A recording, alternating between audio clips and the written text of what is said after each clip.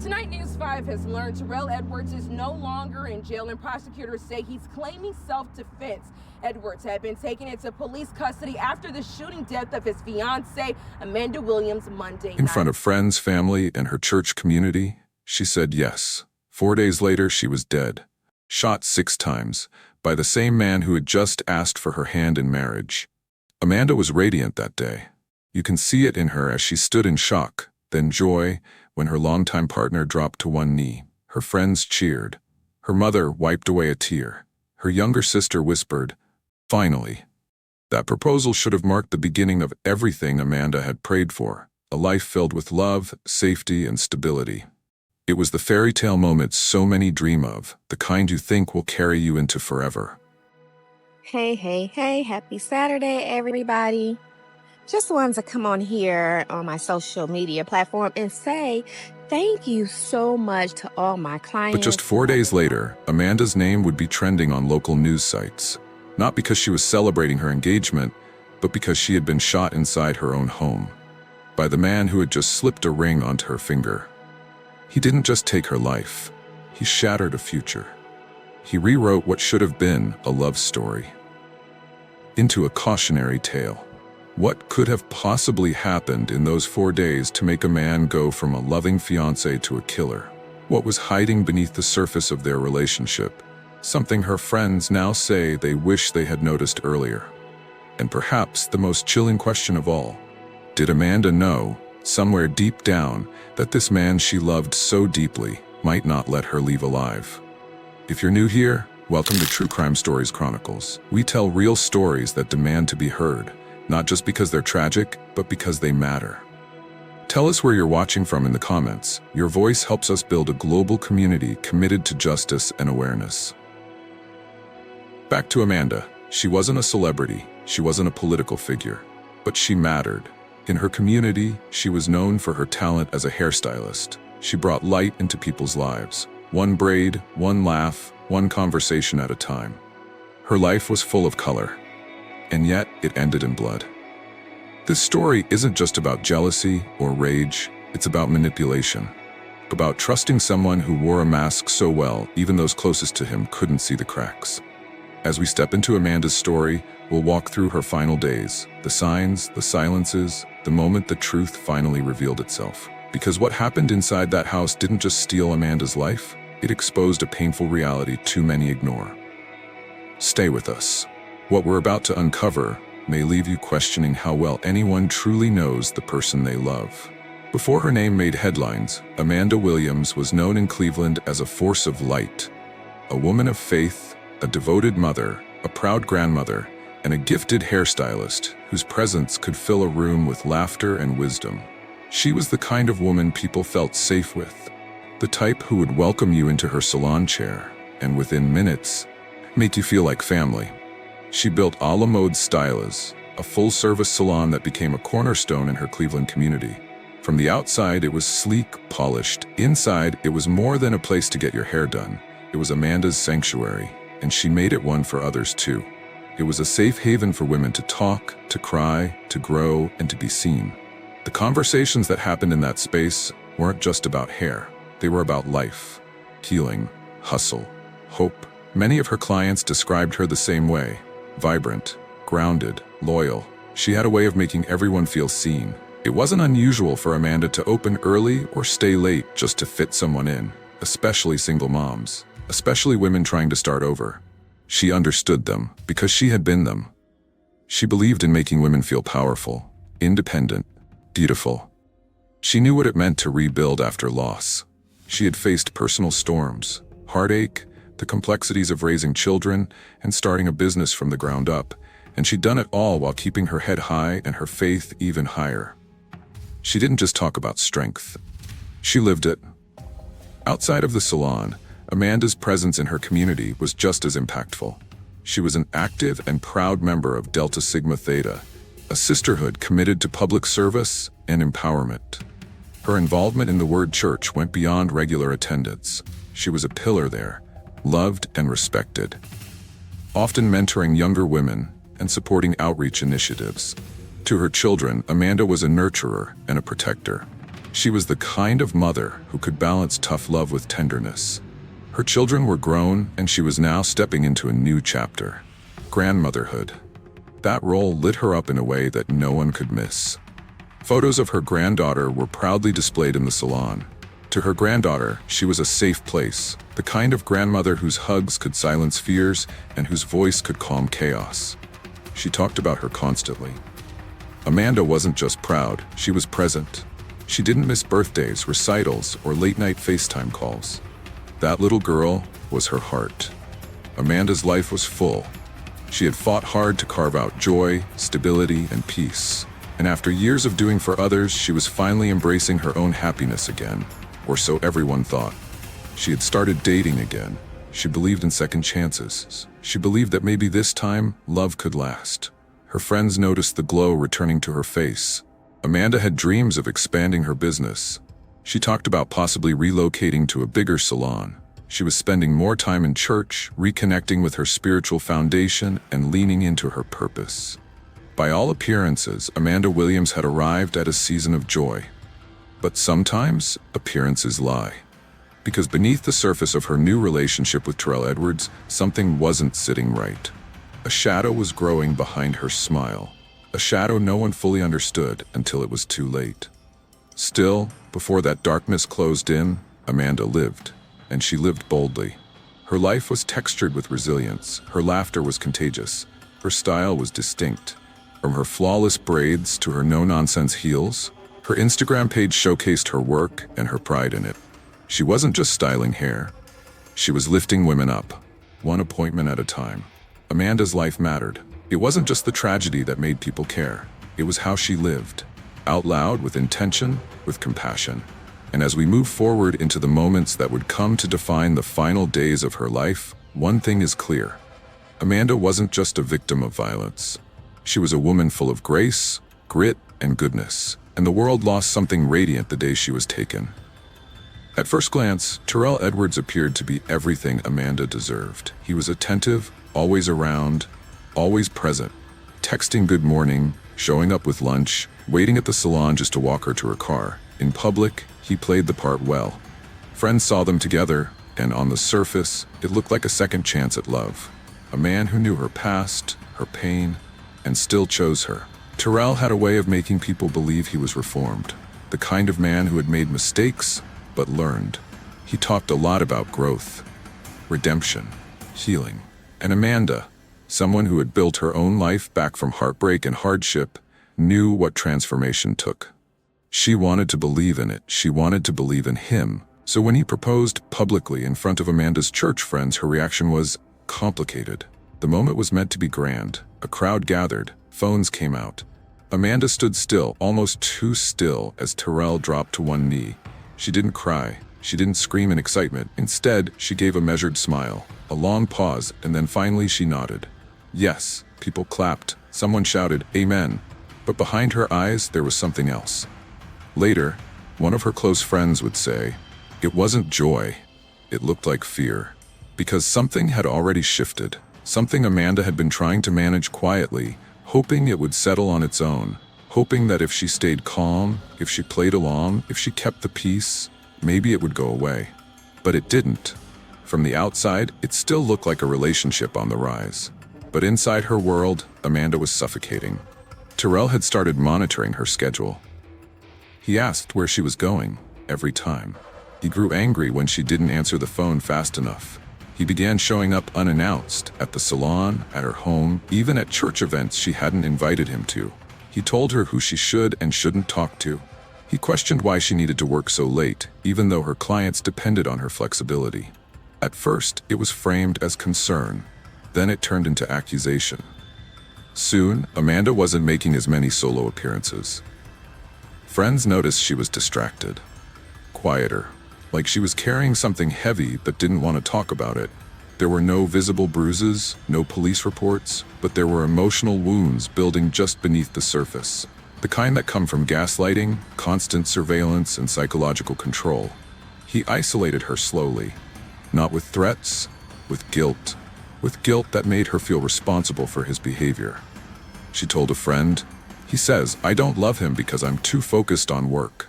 Another time, she confided, he says I make him feel invisible. She started withdrawing. It was only in the safest of places, her church and specifically with her pastor, that Amanda finally let her fear slip through. She asked for a private meeting. She sat down across from him and lowered her voice. Her words were few, but chilling. He scares me. The weight of that sentence wasn't lost on her pastor. Amanda wasn't the type to exaggerate. She was resilient, independent, and had dealt with difficult relationships before.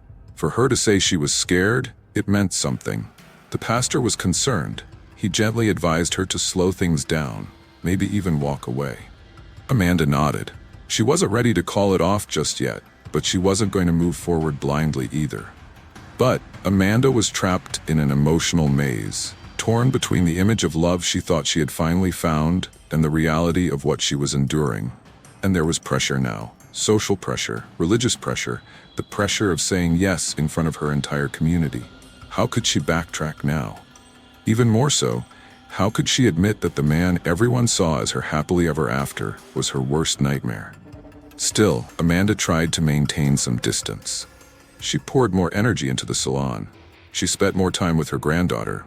She leaned on her faith. But Tirrell wasn't backing down. He didn't like the space she was creating.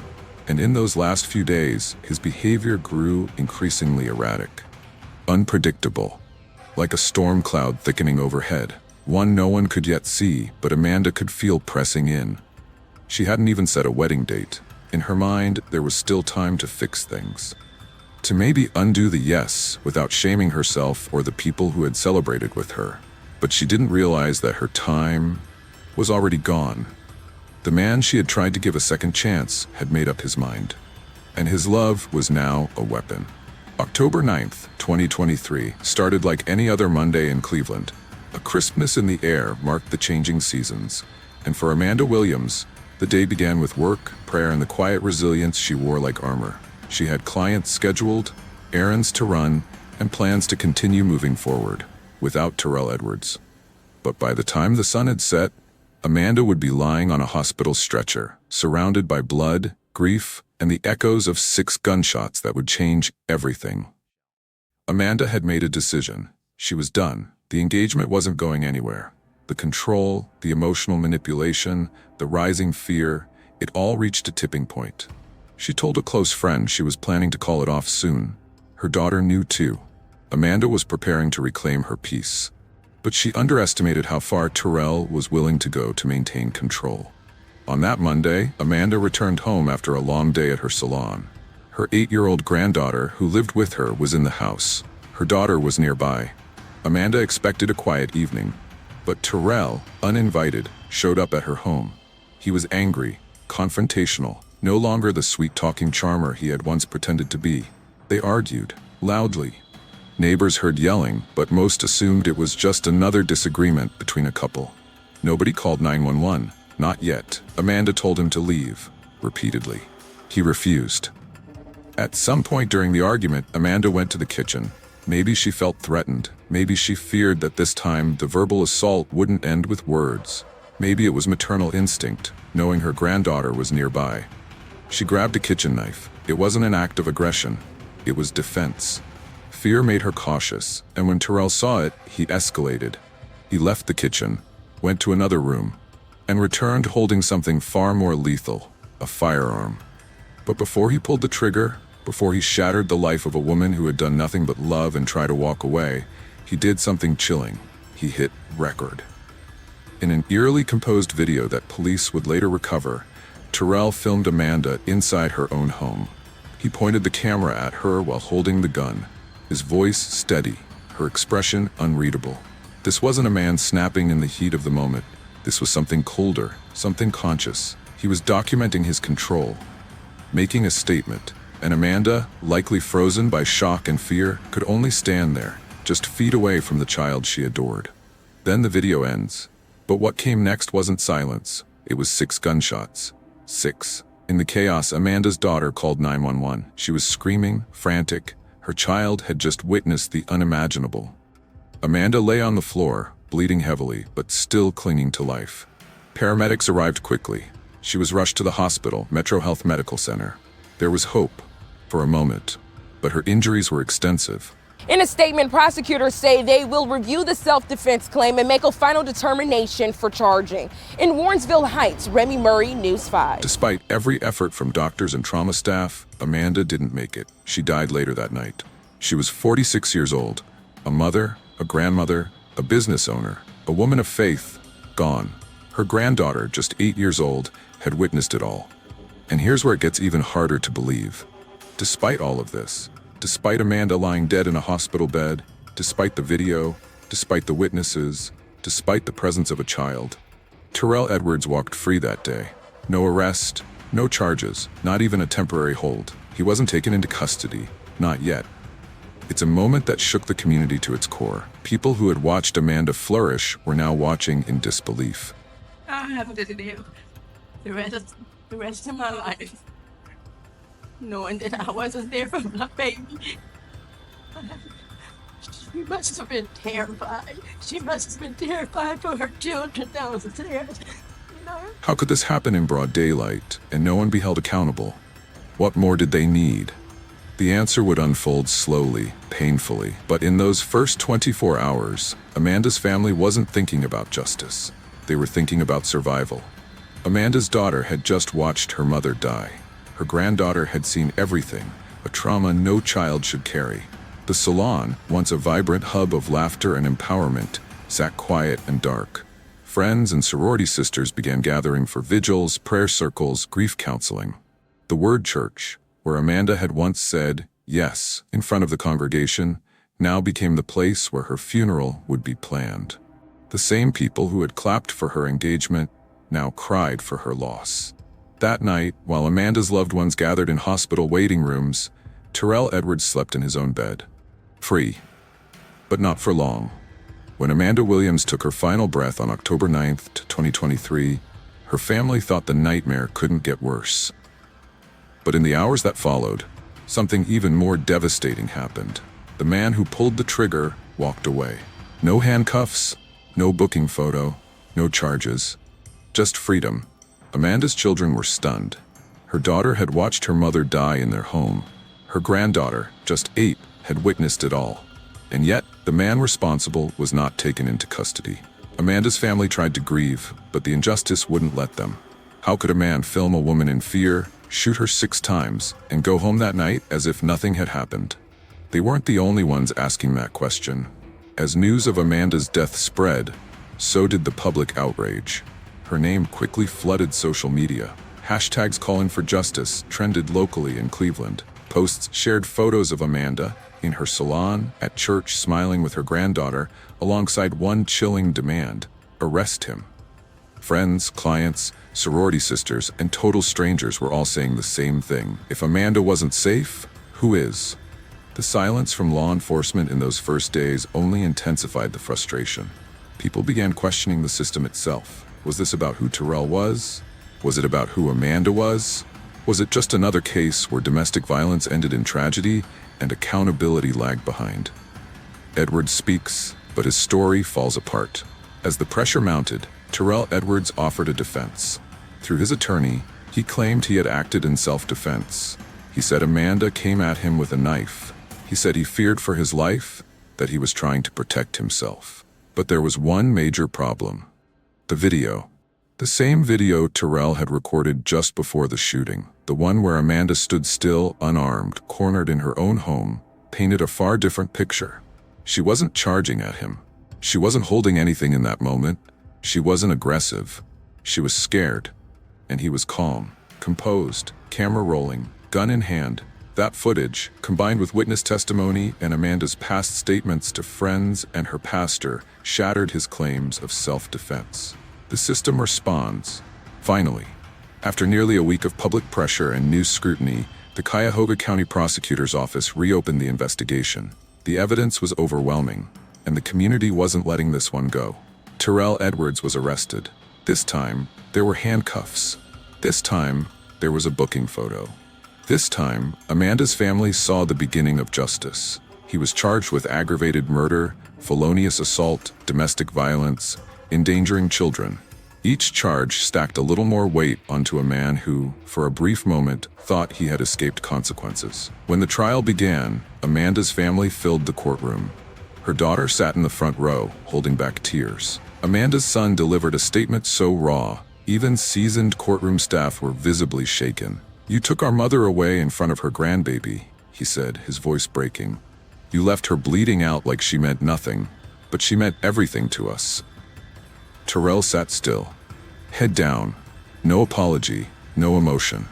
When Amanda's granddaughter was mentioned, when they recalled how she had to be pulled from the room screaming for her grandmother to wake up, even the judge looked momentarily shaken. The video was shown in court. The audio, the visual, the silence before the gunshots. No one in the room could deny what they were seeing. Have you ever felt that justice came too late? If this story moved you, share it, because Amanda's voice was taken, but ours isn't. Let's make sure stories like hers don't disappear quietly. When it came time for sentencing, Amanda's family braced themselves. Tirrell Edwards was found guilty on all counts. The judge didn't mince words. This was not a crime of passion. This was control. This was cruelty. This was the execution of a woman trying to reclaim her life. Then came the final blow. Life in prison, with the possibility of parole, after 24 years. Amanda's family wept. It wasn't enough. Nothing ever would be, but it was something. She rebuilt her life. She found her peace, and he tried to take it all. But Amanda's story won't end in silence. Amanda Williams was more than the headlines, more than a tragic case, more than a life taken too soon. She was a mother, a grandmother, a businesswoman, a woman of faith, and a survivor long before she was a victim. Her story echoes louder than most because it shines a light on something we often look away from. Love, when twisted into control, can become lethal. And that shift doesn't always come with broken bones or bruises. Sometimes it begins with isolation, with constant check-ins, with someone needing to know where you are all the time, with gaslighting, with control disguised as care. It often starts quietly, but it ends violently. One of the most chilling truths about Amanda's case is this. She was trying to leave. She had confided in her pastor. She had told friends something wasn't right. She was pulling back, emotionally, physically, spiritually, from a man who had once made her feel chosen. Statistically, Amanda's moment of risk was not random. Studies show that the most dangerous time for a domestic violence victim is when they attempt to leave. That's when control slips from the abuser's hands. That's when fear escalates into violence. And Amanda had finally started saying no to the emotional manipulation, no to being cut off from her loved ones, no to the future she no longer felt safe walking into. That no cost her everything. Amanda's story isn't rare, and that's part of what makes it so tragic. Black women in the United States experience higher rates of intimate partner homicide than any other demographic. According to CDC data, Black women are nearly 3 times more likely to be killed by a partner than white women. These are not just numbers. They are mothers, sisters, daughters, many of them like Amanda, strong, accomplished, faith-driven, and deeply rooted in their communities.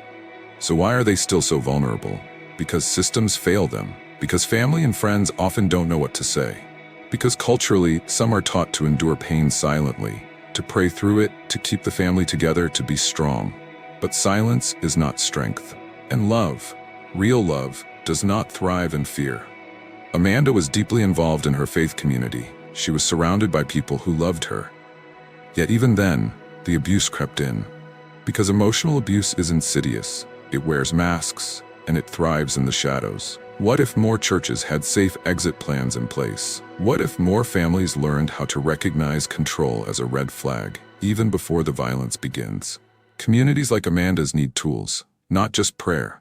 Training faith leaders to identify coercive behaviors and offer support. Opening conversations that reduce stigma around walking away from toxic relationships. Equipping salons, schools, and sororities, all of which Amanda belonged to, with resources for when someone says, "I'm scared." The moment Amanda said those words to her pastor, "He scares me," should have been a rallying cry. Not because her community didn't care, but because we don't always know what to do when love turns into a threat. Amanda left behind so much more than pain. She left a legacy of beauty and strength. Her salon, a la mode styles, wasn't just a business. It was a safe space, a creative space, a place where women came to feel whole again. It still stands as a symbol of her independence and her vision. Her children continue to speak her name, to tell her story, to remind the world that Amanda Williams was not just a victim. She was a woman who fought for her life, even when the person she was fighting against claimed to love her. And her story, as gut-wrenching as it is, has become a lifeline for others. What to look for? Red flags that can save lives.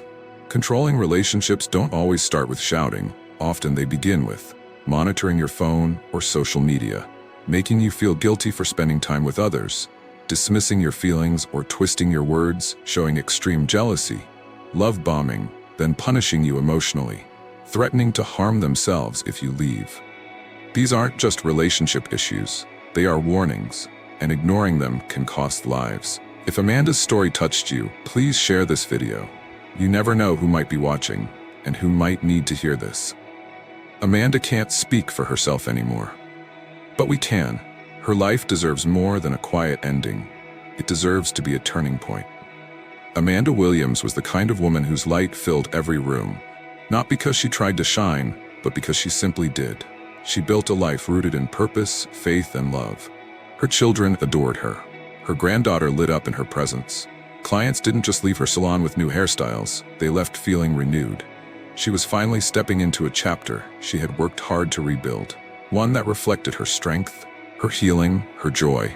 And then, in a moment of unthinkable violence, it was all taken. O'Reary encourages those grieving the loss of Williams to take care of themselves and stay close to their support system during this difficult time. Remember that life is precious. Share those close people that you love. Tell them you love them, because you don't know what can happen. Anything can happen, anytime. And with faith and with community holding together, I think Amanda's life will not. 6 gunshots didn't just end Amanda's life. They stole her future, her plans, her laughter, her peace. A woman who had given so much, who had endured and overcome, was silenced by the very person who claimed to love her. As her daughter stood in that courtroom, trembling but unbroken, she spoke not just for Amanda, but for every woman who has ever been trapped in love that felt like a cage. Her words were clear. You took someone irreplaceable. But Amanda's light was never something anyone could fully extinguish. It lives on, in the lives she touched, the women she inspired, and in the community that now fights louder because of her story. Let Amanda be remembered not just for how she died, but for how she lived. Boldly, fiercely, softly, completely. Amanda loved deeply, even those who didn't deserve it. That love was her strength, not her weakness.